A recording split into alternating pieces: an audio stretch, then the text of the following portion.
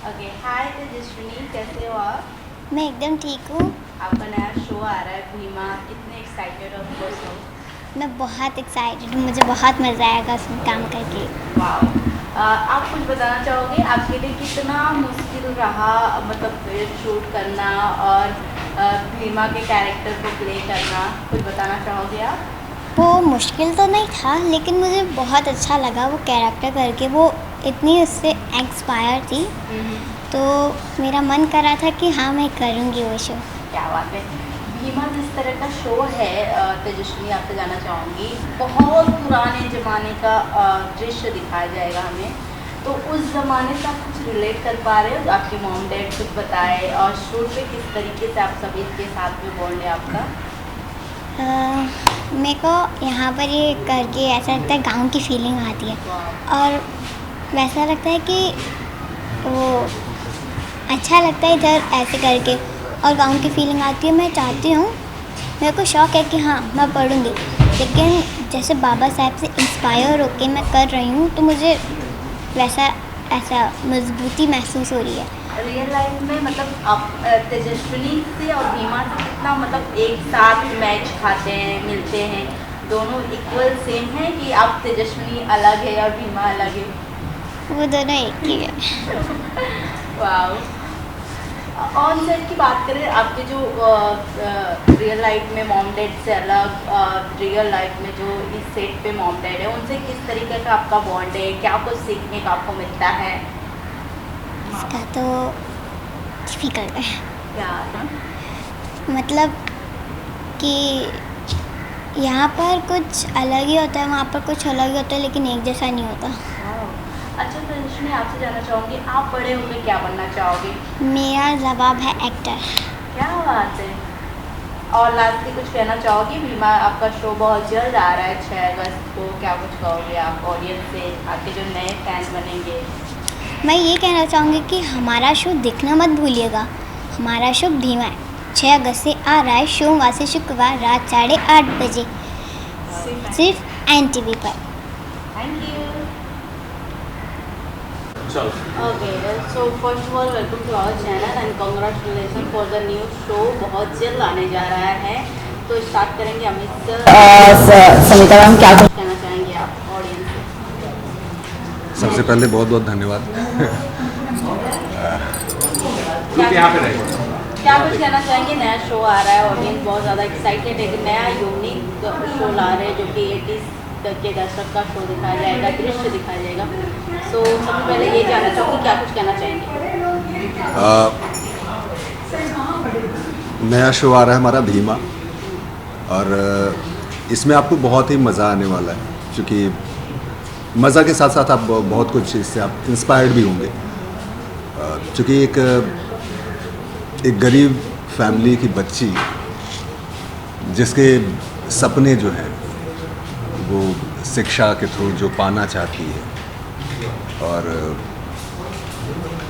वो जो अपनी एक मजबूरियां है कि भाई एक हम गरीबी में जो जकड़े हुए हैं, अगर मैंने कुछ ऐसा बियॉन्ड ऑफ समथिंग कुछ सोच लिया है तो उसको कैसे पूरा करेंगे। इसमें बहुत सारे अड़चने आने वाले हैं, जैसे भाई पड़ोसियों का ताना या कुछ भी पैसों की किल्लत हो सकती है, तो उससे कैसे लड़के वो चीज़ों को पाती है, तो वो पूरा उसकी जर्नी है। तो इसमें ऑडियंस भी इससे बहुत कुछ इंस्पायर्ड होंगे इनसे, और इंस्पायर के साथ साथ वो इमोशनल बॉन्ड भी सीख लेंगे, because we are into that कि जो आजकल हम इमोशनल बॉन्ड भूल चुके हैं, एक दूसरे के लिए टाइम देना, एक दूसरे के लिए एहसास व्यक्त करना, वो भूल चुके हैं। तो शायद आप इस सीरियल से सीख पाएँ कि आपको कितना देना है, फैमिली को भी कितना इम्पोर्टेंस है। एंड भीमा जो आज किरदार अपना देख रहे हैं कि वो she is a very inspirational character, जो अम्बेडकर से इंस्पायर हुई है। जो आज इतनी सी लड़की, 8 साल की लड़की अगर अम्बेडकर से इंस्पायर होती है, तो आज की जनरेशन तो क्या ही कर सकती है। आप दोनों के कैरेक्टर को जानना चाहेंगे, किस तरीके का आप दोनों का कैरेक्टर है और कौन सा कैरेक्टर को प्ले कर रहे हैं? मैं धनिया का कैरेक्टर कर रही हूँ, भीमा की माँ। मैं मेवा कर रहा हूँ, भीमा के बाबूजी। और दरअसल मेरा जो कैरेक्टर है वो बहुत ही साधारण इंसान है, और ये बेसिकली आप जैसे गांव का एक भोला भाला इंसान होता है ना, मासूम, तो वैसा किरदार है, और ये हर किसी के लिए खड़ा रहना चाहता है। और बेसिकली अच्छा। आप टिपिकल हस्बैंड भी देखेंगे इसके अंदर। अच्छा, और एक बस कमजोरी एक ये है कि ये अन्याय के खिलाफ कुछ नहीं बोल पाता है। हाँ, ये भी हो सकता है कि अन्याय मेरे ऊपर ही हो और मैं ना बोल पाऊँ। 80 के दशक का वो चित्र दिखाया जाएगा, जी, उस तरीके का हमने सेट देखा, पूरा उस तरीके का डेकोरेट किया गया है। आप दोनों से जानना चाहूँगी, आप दोनों ने अपने करियर में ऐसा बहुत शोज किए हैं, तो कितना रिलेट कर पा रहे हैं? कुछ 90s में तो नहीं रहेंगे ऑब्वियसली, बट कुछ नहीं, रिलेट तो नहीं, बट हमारा बचपन ज़रूर याद आ रहा है हमको। क्या बात है? जो हमारे बचपन में हम इधर उधर खेलते उठते थे, जो आज हम फिर से हमारा बचपन जी रहे हैं, ये बिकॉज ऑफ दिस सीरियल, ऐसा बोल सकते हैं। और चूँकि मैं गांव से हूँ ना, तो लगभग सिचुएशंस मैं को रिलेट कर सकता हूँ, और चूँकि बचपन मेरा गांव में बीता है तो वहाँ मैंने चीज़ों को देखा। अब छोटी सी इंसिडेंट है कि हमारा जो फैमिली है या हम, तो वो हम लोग जो है ना खाली पैर रहते हैं, और मैंने गांव में देखा है गर्मी में लोग खाली पैर लोग रहते हैं।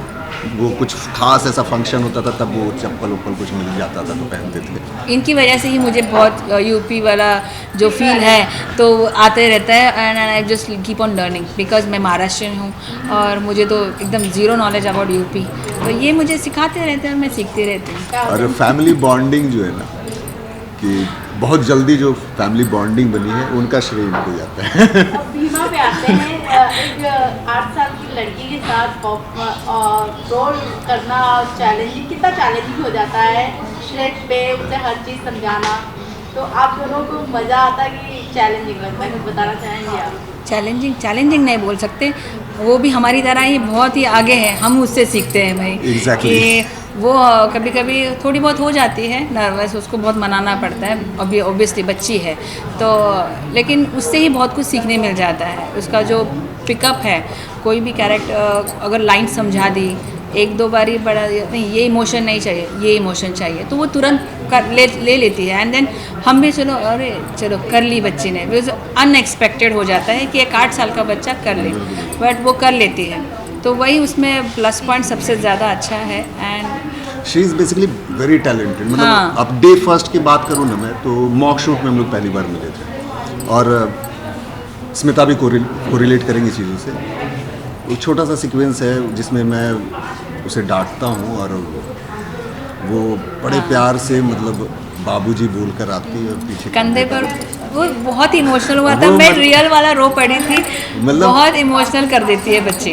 तो एग्जैक्टली मतलब हम लोगों को मतलब उसका जो जज्बा है ना, मतलब वो एनी टाइम, मतलब अगर मस्ती भी उसका चल रहा है बट जब सीन होता है तो वो तुरंत मतलब वो चीज़ों को अपने आप में मतलब वो भीमा आ जाती है तुरंत आउट एंड तुरंत एंड, ऐसा वाला होता है। तेजस्विनी इन, तेजस्विनी आउट है। आप दोनों से जानना चाहूँगी, आप दोनों ने अपनी पर्सनल लाइफ में इस शो का जो कैरेक्टर है, कितना आपकी पर्सनल लाइफ पे ग्रोथ की छाप छोड़ रहा है, कितना ज़रूरी हो जाता है, या फिर क्या कुछ कहेंगे? अगर ऐसे कैरेक्टर प्ले करने को मिले तो आपकी आगे की कैरेक्टर में काफ़ी ज़्यादा इम्प्रूवमेंट हो जाती है, कुछ जर्नी स्टार्ट याद आती है, स्ट्रगल याद आती है, क्या कुछ बताना चाहिए? बिल्कुल। तो बेसिकली ये जो कैरेक्टर मेरा है, जैसा मेरा कैरेक्टर बेसिकली जो है ना, उससे मैं बहुत हद तक कोरिलेट करता हूँ कि बहुत हद तक मेरा कैरेक्टर जो है मेरे जैसा है। और हाँ, उसमें जैसे ये बंदा जो है कि मतलब बहुत ही मतलब विनम्र है, ये सब जो ये सारी विनम्र, शांत, very sophisticated man, he is that. And धनिया भी कैसे एकदम, मैं थोड़ी सी रिबेलियस हूँ तो धनिया भी वैसी ही है कि वो हमेशा अपनी बच्ची के साइड में रहती है, पति तक को मजबूर कर देती है कि भाई तुम अपनी बेटी की बात सुनो, हमारी बेटी है तो हमारे बेटे की बात सुनो, वो क्या चाहती है, उसके सपने हैं, तो हम दोनों मिलकर उसके सपनों को आगे बढ़ाते हैं। ये हमेशा रहा है धनिया का। तो एक माँ जो टिपिकली आजकल की माएँ भी वही करती हैं, तो बट ये है वो अशिक्षित है, और जो उसके ज़िंदगी में हम दोनों ने अपनी ज़िंदगी में कुछ नहीं कर पाए, तो वो अपने बच्ची को उसके ज़रिए देना चाहते हैं। बस वही है इस आपको ये सीरियल में देखने मिलेगा। और इससे किस तरीके का छाप छोड़ने वाली है समाज पे, जो कि अपकमिंग में बहुत शो रनिंग में है, बट मैं भीमा के बारे में जानना चाहूँगी क्या कुछ भीमा से लोग सीख सके, ऑडियंस सीख सके, कुछ बताना चाहें आप लोग? जैसे मैंने शुरुआत में बताया ना कि ये एक जकड़न तोड़कर वो आगे बढ़ना चाह रही है, जिसमें वो कई बार गिरी होगी, कई बार उठेगी, और वो बियॉन्ड समथिंग कुछ सोच रही है जो ये बाहर की चीज़ है, उसके लिमिट से बाहर की चीज़ है। तो वो इसमें जो सिचुएशंस, जो मोमेंट आएंगे, वो हर एक ऑडियंस को आई थिंक इंस्पायर्ड करेंगे। वही मैं बोल रही हूँ ना कि लाइक एक छोटी सी बच्ची अगर अम्बेडकर से इंस्पायर हो रही है, तो आज की तो AI जनरेशन है, where you have getting so many facilities. तो आप क्या बदलाव ला सकते हैं कि ये जनरेशन क्या बदलाव ला सकती है अगर ये सीरियल देखे, अगर वो इंस्पायर होते हैं बच्ची को लेकर। बस कोशिश तो यही है कि आप अपनी पूरी फैमिली के साथ ये बच्चों को दिखाएं, जैसे आप कार्टून्स दिखाते हैं तो ये सीरियल भी दिखाएं, ताकि वो इंस्पायर हो और आगे अपनी ज़िंदगी में पढ़ाई का महत्व जाने और आगे बढ़े। लास्टली क्या कुछ कहना चाहेंगे ऑडियंस? यही मैंने कह दिया कि 6 अगस्त से NTV पर हमारा शो आ रहा है, भीमा, अंधकार से अधिकार तक, 8:30 बजे। Thank you. Thank you. Thank you so much.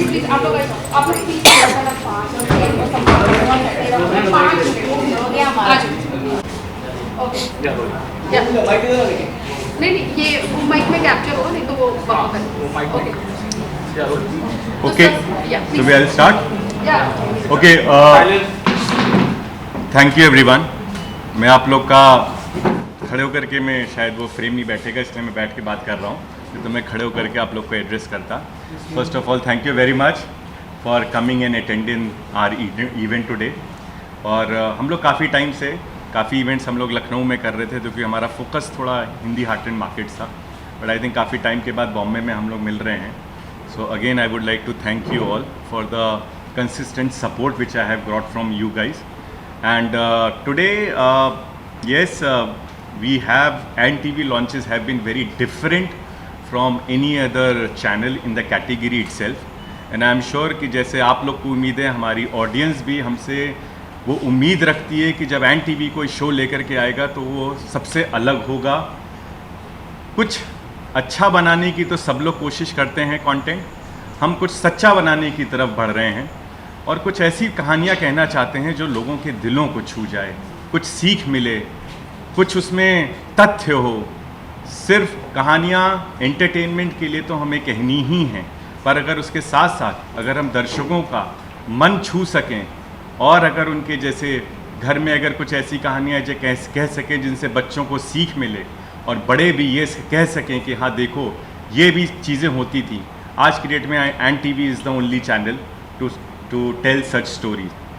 बाबा साहब अम्बेडकर के का जो हमें ऑडियंस ने रिस्पॉन्स और जो प्यार दिया है, 4 साल तक हम लोग ने वो शो चलाया और हमें लगा कि अब शायद एक ब्रेक लेने के बाद होता है टीवी चैनल्स में हम लोग सीज़न 2 काफ़ी लेकर के आते हैं, हमें लगा अब एक पड़ाव तक हम लोग पहुंच गए थे उस कहानी को लेकर के, तो इसके लिए हमने उस पर सोचा कि अब उसको रोक करके कुछ नया, एक और उसी तरीके की कुछ कहानी कही जाए जो उस टाइम में जो कही गई थी, जो चैलेंजेस थे और जो 1980s के जो चैलेंजेस होंगे वो कैसे होंगे।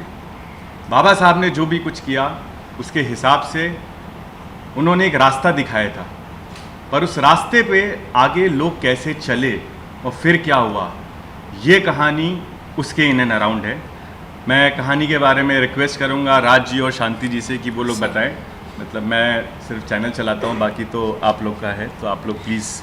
सो राज जी हैं एंड शांति जी हैं, I would request them to please like take the conversation forward. धन्यवाद विष्णु जी, और आप लोगों का बहुत बहुत धन्यवाद कि आप लोग यहाँ तक आए हैं। और मैं सबसे पहले NTV को दिल से धन्यवाद देता हूँ कि इस दौर में इस जो एक होड़ है चैनल का मनोरंजन जगत में, उसमें NTV एक ऐसा मंच है जहाँ पे सच्ची और सामाजिक सरोकार वाली कहानियाँ कहने का मौका मिलता है। मैं जब NTV का शो लिखता हूँ तो मुझे लगता है कि कुछ दिल से निकल रहा है, जो समाज का सच है वो निकल रहा है।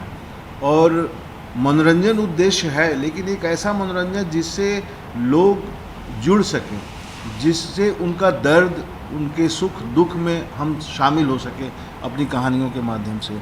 और इसका सबसे बड़ा उदाहरण हमारे पास है। हम लोग डॉक्टर भीमराव अंबेडकर की बायोग्राफी पे लगभग 4-5 साल तक काम करते रहे और पब्लिक को बहुत पसंद आया। डॉक्टर अंबेडकर 2-2.5 हज़ार सालों से चली आ रही भारतीय सामाजिक व्यवस्था में एक ऐसे कौम का प्रतिनिधित्व किया जिसमें कभी समानता या सामाजिक सम्मान के बारे में सोचना तक वो कौम भूल गई थी। डॉक्टर भीमराव अंबेडकर पहले शख्स थे जिन्होंने ये कहा कि हम भी इंसान हैं और हमें भी समानता का अधिकार है, सामाजिक सम्मान का अधिकार है। वो इस समाज की हर चीज़ पर हमारा भी वैसे ही अधिकार है जैसे और किसी का हो। ये सोच ही अपने आप में एक बहुत बड़ी क्रांति थी जो डॉक्टर भीमराव अंबेडकर ने इस सोच को समाज के सामने रखा। उस समय के हिसाब से ये एक क्रांति थी और उन्होंने इस सोच को रखा ही नहीं बल्कि समाज को सोचने पर मजबूर किया और भारतीय संविधान में उसका साफ साफ असर दिखता है कि उन्होंने सामाजिक समरसता की एक आधारशिला रखी। लेकिन कंसेप्ट तो आ गया, लेकिन ज़मीन पर वो कंसेप्ट उतरा नहीं। सालों साल बीत गए, संविधान में सब कुछ था लेकिन ज़मीन पर कुछ भी नहीं था। वो जाति, वो पूरा कम्युनिटी अभी भी उसी सड़ी गली मानसिकता का शिकार थी, उसी दलदल में धंसी हुई थी। उन्हें बाहर निकालने वाला कोई नहीं था।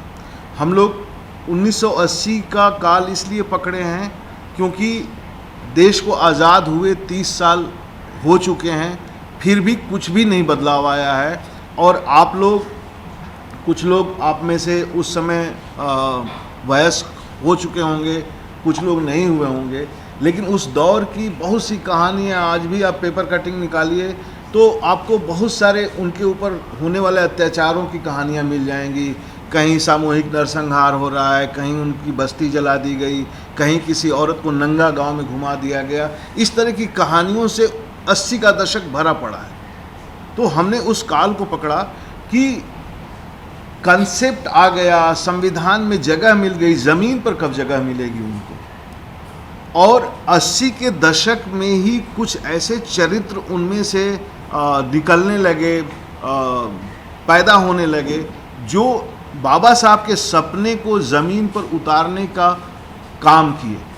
और आज जो हम समाज में देख रहे हैं कि अवेयरनेस देख रहे हैं, आज नहीं कह सकते हैं कि 80 वाली बात है, उनमें ठीक है, उनको कितना मिला है ये एक बहस का मुद्दा है और पूरा कैसे मिलेगा ये भी एक बहस का मुद्दा है। बट ये कह सकते हैं कि उनके अंदर एक राजनैतिक और सामाजिक चेतना का विकास हो चुका है। वो अपने बाबा साहब भीमराव अंबेडकर जब इस कंसेप्ट पे बात किए तो उन्हीं के बीच के लोग, उन्हीं के समाज के लोग उस बात को सोच नहीं पाते थे। उन्हें लगता था कि ये पागलों जैसी क्या बात, हमको तो भगवान ने ऐसा बनाया कि हम दूसरों के गंदे कफ और थूक के से भी बदतर ज़िंदगी जिए, एक मलमूत्र से भी बदतर ज़िंदगी जिए। तो उन्हें लगता था कि ये तो हमें विधाता ने एक सज़ा दी है। डॉक्टर भीमराव अंबेडकर ने बोला कि ये सज़ा नहीं, ये साजिश है, एक सामाजिक साजिश है जो हम लोगों के साथ हजारों साल से चली आ रही है, इसे तोड़ना होगा। तो ये एक विचार वो लेके आए, लेकिन वो विचार ज़मीन पर उतर नहीं पा रहा था। जो साजिश करने वाले लोग थे वो और टाइट हो गए थे, वो और सख्त हो गए थे। तो इस चक्रव्यूह को तोड़ने वाला कोई चाहिए। और हम लोग ये कहानी लेके आए कि 80 के दशक में वो चक्रव्यूह तोड़ने वाले वो कौन से कैरेक्टर हैं।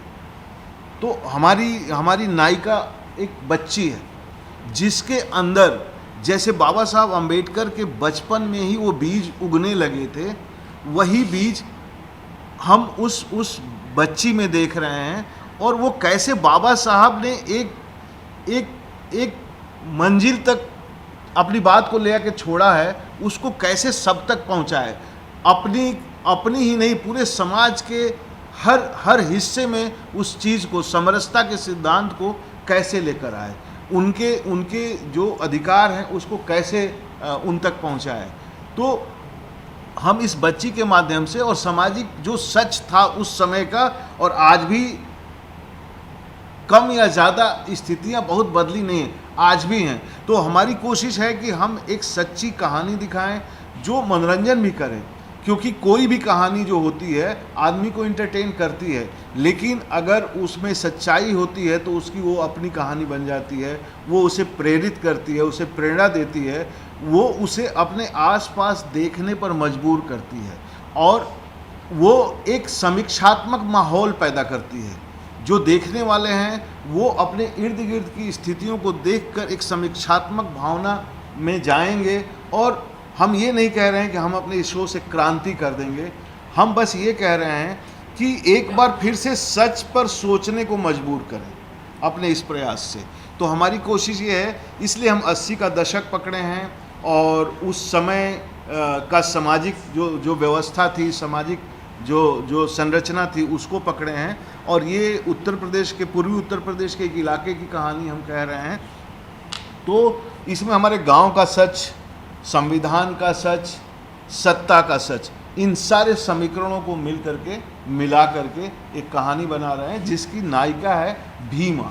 और इसमें पूरी हम डॉक्टर भीमराव अंबेडकर के विचारों की छाया में पल रहे उस समाज में एक बच्ची जो ये महसूस करती है कि बाबा साहब ने जो कहा है वो सच कहा है, तो फिर वो लागू क्यों नहीं है, और कैसे उसे लागू करने की मुहिम की तरफ वो बचपन से बढ़ने लगती है। ये हमारी कहानी की, हमारी किरदार की एक समग्र यात्रा कह सकते हैं है।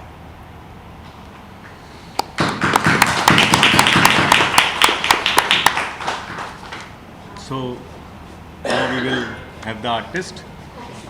आप लोग बैठिए। हम अपने आजा बेटा, यहाँ बैठिए। ये भीमा है, ये डॉक्टर भीमराव अंबेडकर के विचारों की अवतार हैं हमारे इस कहानी। भीमराव अंबेडकर के अवतार नहीं है, उनके विचारों की अवतार है। हाँ इधर ही हो भाई। हाँ आराम से। I'll help you. I'll take it. या टेबल भी हटाओ। ये किसका है खाली?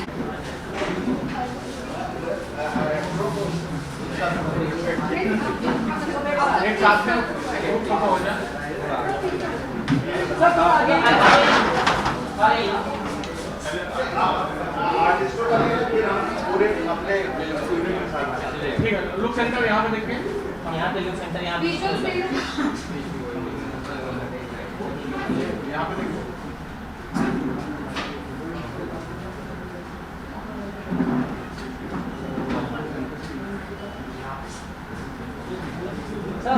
Look here.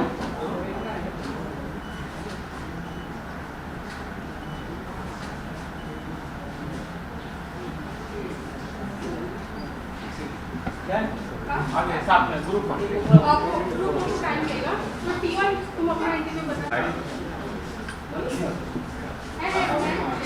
मनु तक बता देना। लुक सेंटर कब लो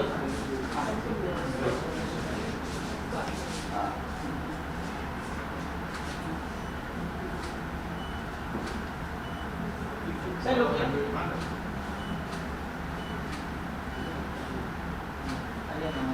यहाँ पे